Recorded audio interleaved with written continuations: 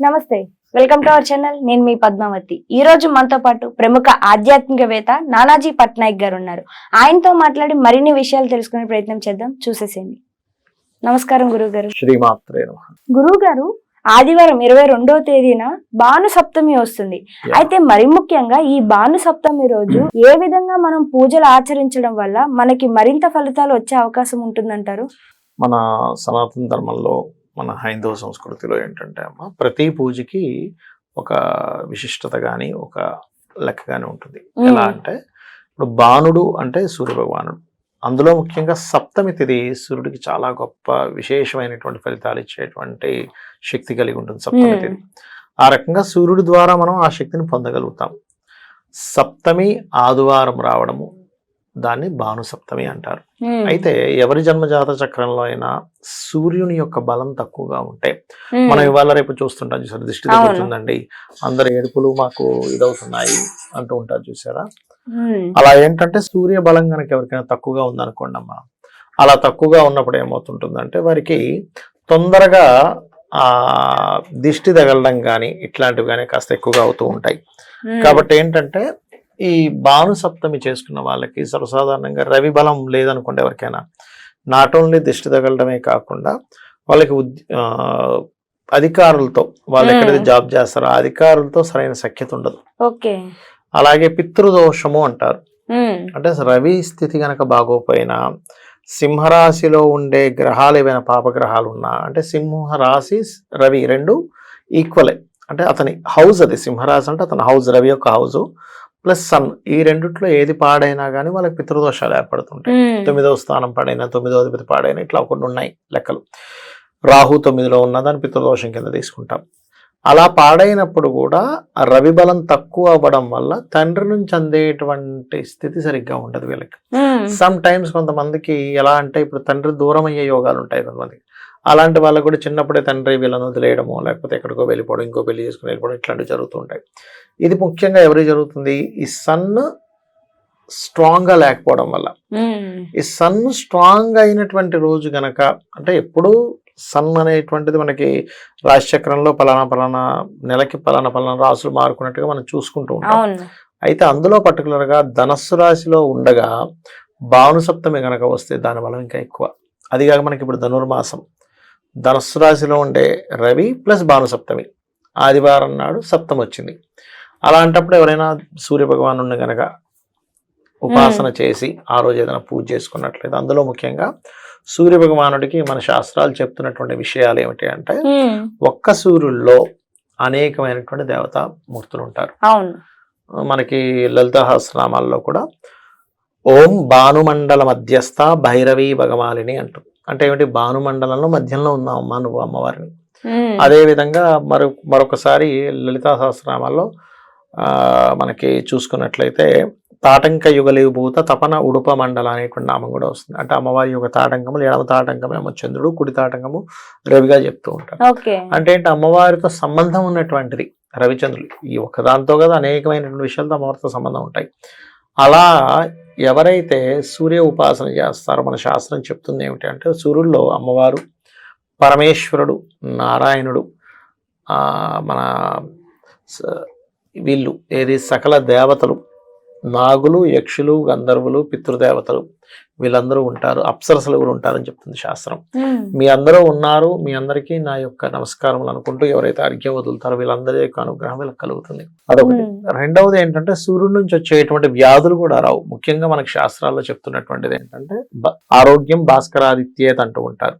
అంటే ఆరోగ్యానికి ముఖ్యంగా సూర్య భగవానుడు కారకుడు. ఎవరి జన్మజాత చక్రంలో అయినా సూర్యస్థితి పాడైంది అనుకోండి, వాళ్ళకి అజీర్ణ సమస్యలు వస్తాయి, ఇండైజెషన్ ప్రాబ్లమ్స్ వస్తున్నాయని చెప్పి మనం క్లియర్గా జాతక చక్రంలో సూర్యుడు పాడయ్యాడు, ఆ మహాదశలు అంతర్దశలు వచ్చాయేమండి మీకు అజీర్ణ సమస్యలు వస్తున్నాయి, గ్యాస్ట్రిక్ ప్రాబ్లమ్స్ వస్తున్నాయి, కడుపులో మండుతుందని చెప్పొచ్చు మనం. అది క్లియర్ ఇండికేషన్ ఇస్తుంది అక్కడ. అలాగే సూర్య భగవానుడు పాడైతే మిస్క్యారేజ్ కూడా అవుతాయి చాలా మందికి, ఎందుకంటే న్యాచురల్ ఫిఫ్త్ లార్డ్ కదా.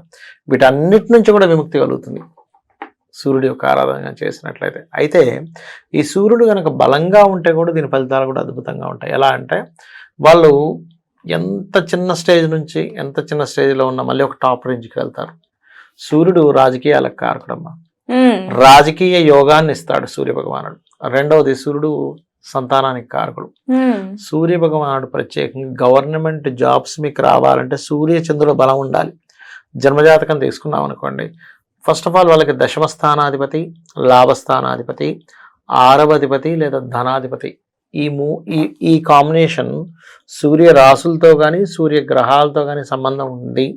ఆ మహాదశ సరిగ్గా వీళ్ళు ఉద్యోగం వెతుకునే సమయానికి కలిసి వస్తున్నాయి. ఆ మహాదశలు కానీ ఆ రాసుల్లో ఉండే గ్రహాలు కానీ ఆ గ్రహాలతో కలిసి ఉండే మరొక గ్రహాల యొక్క సంబంధం కానీ వచ్చింది అంటే వాళ్ళకి ఖచ్చితంగా ఆ టైంలో గవర్నమెంట్ జాబ్స్ వస్తాయి.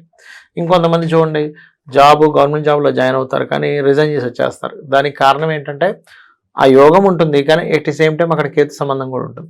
వద్దు, నాకు ఇంట్రెస్ట్ లేదు, ఎవరు పడతారు. నేను రీసెంట్గా ఒక జాతకం చూసాం. ఆవిడ చక్కగా టీచింగ్ జాబ్ చేస్తుంది, 70,000 80,000 శాలరీ వస్తుంది ఆల్మోస్ట్.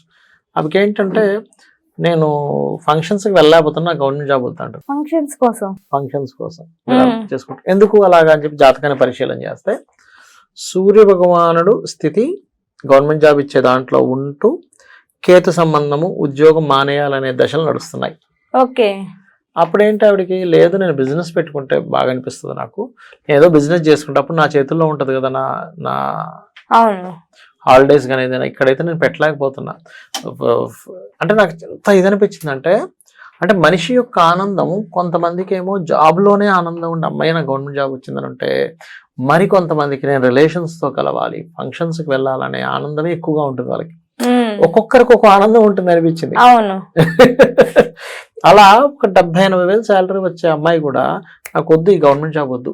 ఏంటి తలకాయ నొప్పి, ఏంటి గవర్నమెంట్ జాబ్, నాకు ఒక సెలవు సరే, నాకు ఓన్లీ సండేస్ ఇస్తున్నారు, వేరే రోజు సెలవులు అడగాలంటే కష్టమైపోతుంది, ఫంక్షన్స్ ఉంటే వెళ్ళలేకపోతున్నాను, లేకపోతే ఒక ఇది ఉంటే వెళ్ళలేకపోతున్నాను, కాబట్టి నాకు వద్దు, నేను మానేద్దాం అనుకుంటున్నాను అన్నారు. నేను అప్పుడు ఏం చెప్పానంటే, అమ్మ మీరు కరెక్టే మీ ఆలోచన, కాకపోతే ఏంటంటే ఇక్కడ మీకు వ్యాపారం ద్వారా నష్టం ఉంది, మీకు తెలియట్లేదు, మీకు ఇప్పుడుండే మహాదశ మానేయాలనిపిస్తుంది, కానీ మీరు ఒక్క సంవత్సరం లాంగ్ లీవ్ పెట్టుకుని ఒక వ్యాపారం చేసి చూడండి, అప్పుడు వ్యాపారం మీకు ఎంత ఈజీగా ఉంది లేకపోతే గవర్నమెంట్ జాబ్ ఎంత ఈజీగా ఉంది అనేది మీకు అర్థం అవుతుంది అని చెప్పాను. మరి ఏం చేశారంటారా? మొన్న రీసెంట్ గా చెప్పి నీకు ఏం చేస్తుందో చూడాలి.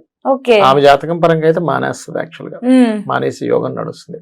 అంటే అక్కడ రవి ఆ స్థితిలో ఉన్నాడు అంటే కొంతకాలం మాత్రమే గవర్నమెంట్ జాబ్ చేసి మానేసి యోగాలు ఉంటాయి కొంతమందికి. కొంతమంది వాళ్ళని వాలంటరీ రిటైర్మెంట్ తీసేసుకుంటారు బికాస్ ఆఫ్ సన్. కానీ ఇలాంటిది కూడా మార్చుకోవచ్చు మనం. ఏ ప్లానెట్స్ ద్వారా అలా వస్తుందో చూసుకొని ఇలాంటి భాను సప్తములు ఇట్లా సూర్యుడికి ప్రత్యేకమైన రోజుల్లో కనుక చేస్తున్నట్లయితే అప్పుడు వాళ్ళకి మళ్ళీ కొంత ఆలోచన పెరుగుతుంది. ఎలా అంటే, సరే నేను ఇప్పుడు బిజినెస్ చేస్తాను, ఫైన్, వాళ్ళకి బిజినెస్ యోగం బాగుంటే లక్షల కోట్ల అందులో సంపాదించవచ్చు. కానీ ఒకవేళ ఇంత సెక్యూరిటీ దాన్ని ఎందుకు వదిలేసుకుంటున్నాను అనేటువంటిది ఒక చిన్న ఆలోచన స్టార్ట్ అవ్వాలి. ఎందుకంటే నేను అడిగాను వాళ్ళని, అమ్మ మీకు ఏమైనా అనుభవం ఉందా బిజినెస్లో? లేదు. అనుభవం లేదు, అసలు ఆ బిజినెస్లో ఎలా చేస్తారో కూడా తెలియదు, ఎక్కడా పోనీ దానికి సంబంధించిన వర్క్ చేయలేదు, ఎట్లా చేస్తారు బిజినెస్? అలా ఏంటంటే కొన్నిసార్లు గ్రహస్థితి ఇదే సూర్య భగవానుడు గవర్నమెంట్ జాబ్ ఇచ్చే కారకుడే పాడైతే అలాంటి ఫలితాలు కూడా ఇస్తాడని చెప్పడానికి చెప్పా. గవర్నమెంట్ జాబ్ ఉద్యోగం ఇవ్వడం కాదు, ఉద్యోగం ఇస్తూ అది పాడైంది అనుకోండి, అదే ఉద్యోగం మానేయాలనిపిస్తుంది వాళ్ళకి. ఓకే. ఎక్కడ ఇచ్చారో మళ్ళీ అక్కడే తీసేసుకుంటారు. ఎందుకంటే ఆ గ్రహం అంత బలంగా లేదు. అదే గ్రహం ఇంకా బాగుంది అనుకోండి, చిన్న స్టేజ్ నుంచి అలా అంచెలంచెలు ఎత్తుకుంటూ సడన్ గా కలెక్టర్ అయ్యే ఛాన్స్ కూడా ఉంటుంది. ఇప్పుడు పెద్ద పెద్ద ఆఫీసర్స్ ఉంటారు చూసారా, మంచి పవర్ గా ఉండేటువంటి వాళ్ళు, వాళ్ళకి సూర్యుడు చాలా స్ట్రాంగ్ గా ఉంటాడు. దశాంశ చక్రంలోనే స్ట్రాంగ్ గా ఉంటాడు, రాశి చక్రంలోనే స్ట్రాంగ్ గా ఉంటాడు. అయితే ఇది మన జన్మజాతకంలో స్ట్రాంగ్ గా ఉండడం వల్ల వచ్చే యోగం. అయితే స్ట్రాంగ్ చేసుకోవాలి, ఇలాంటివి పాటించాలి. ఇలాంటివి పాటించడము, ముఖ్యంగా సూర్య ఉపాసన చేయడం. సూర్య ఉపాసన చేసే వాళ్ళు చాలా మంది పొద్దున్నే సూర్యుడు కనబడకపోతే ఆ రోజు వాళ్ళు నీళ్ళు కూడా ముట్టుకోరు. మొత్తం ముసురు పట్టేసింది అనుకోండి అమ్మ, మంచినీళ్ళు కూడా ముట్టుకోరు వాళ్ళు, తినరు అంతే. ఇంకా సూర్యుడు కనిపిస్తేనే సూర్యుడికి దండం పెట్టుకొని పూజ చేసుకున్నాకే తినాలి, అంత ఖచ్చితంగా పాటిస్తారు. సాయంత్రం దాటిందంటే ఫుడ్ తీసుకోరు వాళ్ళు. ఈవినింగ్ దాటింది అనుకోండి ఇంకా నో ఫుడ్.